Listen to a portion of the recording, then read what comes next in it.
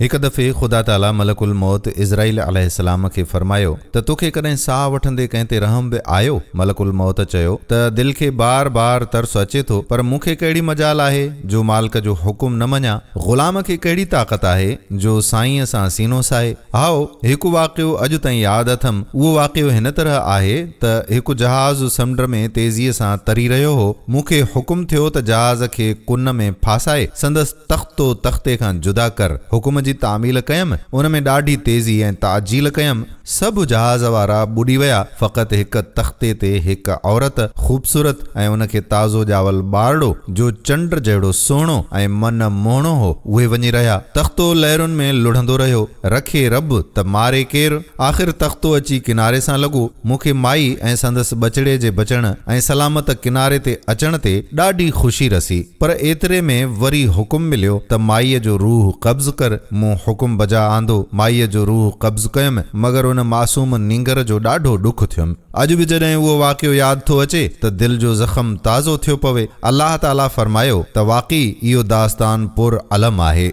मगर पोइ जी ख़बर अथई त उहो नींगर कहिड़े हाल में रहियो। इज़राइल अलैहिस्सलाम अर्ज़ कयो त या अल्लाह, तूं ई आलिमुल ग़ैब आहीं, ज़ाहिरो बातिन तुंहिंजे अॻियां ई आया आहे। अल्लाह ताला फरमायो त मूं हिकु लहर खे हुकुम कयो त फलाणे हंधि किनारे ते छोकिरे खे रसाए, जिते पाणीअ जा न रुगो मिठा चश्मा मौजूद हुआ पर ताज़ा गुल ऐं ॿूटा बि मौजूद हुआ। चंबेलीअ खे हुकुम कयुमि त हिन मासूम जे हेठां पंहिंजे गुलनि जी सेज विछाए। सिज खे हुकुम कयुमि त रोशनी अहिड़ीअ तरह फैलाए जीअं छोकिरे खे नुक़सान न रसे, नींगर खे ताज़गी रसे। वणनि खे इशारो ॾिनुमि त हू पंहिंजे पकलनि उम्दनि मेवनि जूं टारियूं हेठि करे अहिड़ीअ तरह बीहनि जीअं मिठनि मेवनि जी रस चूसे नींगर ड्रहो करे। उते ताज़ो हिकु शींहण वियाई हुई। उन जे रूह में रहम विधुमि त पंहिंजे बचड़नि सां गॾु हिन बचड़े खे बि खीर पीआरे। उन्हीअ जे ख़ौफ़ खां ॿियो को बि झंगली जानवर छोकिरे जे वेझो न ईंदो हो। अहिड़ीअ तरह उहो छोकिरो पलिजी रहियो हो त ओचितो हिकु बादशाह हरणनि जो शिकार कंदो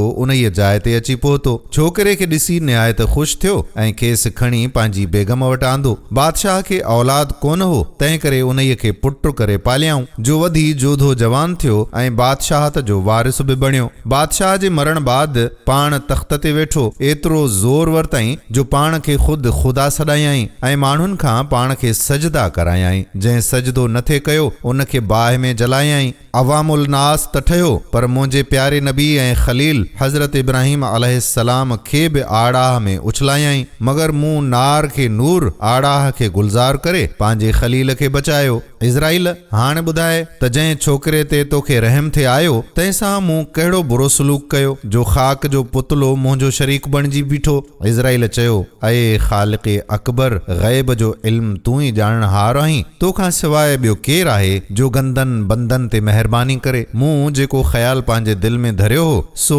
सरासर ख़ाम आहे। तुंहिंजो सचो नाम आहे। इंसान केतिरो बि कमाल हासिल करे त बि वाजिबु अथसि त गुरूर ऐं तकबुर न करे, छाकाणि जो का बि हस्ती कान आहे, फ़क़ति पाणीअ जो फोटो आहे। फ़ानी ॾे फ़ानी, दुनिया दम न हिकिड़ो, कोडर ऐं कानी आहे सभु कंहिं सिर ते। दोस्तों, उमेद करियूं था त तव्हांखे हीअ वीडियो बि ज़रूरु पसंदि आई हूंदी। जेकॾहिं हीअ वीडियो पसंदि आई अथव त शेयर ज़रूरु कजो ऐं ॿियनि जो ईमान ताज़ो करण जे लाइ उन्हनि खे कमेंट्स में मेंशन बि ज़रूरु कजो। ईंदड़ वीडियो ताईं पंहिंजे मीज़बान क़ादिर बख़्श कल्होड़े खे इजाज़त ॾियो। अल्लाह वाही।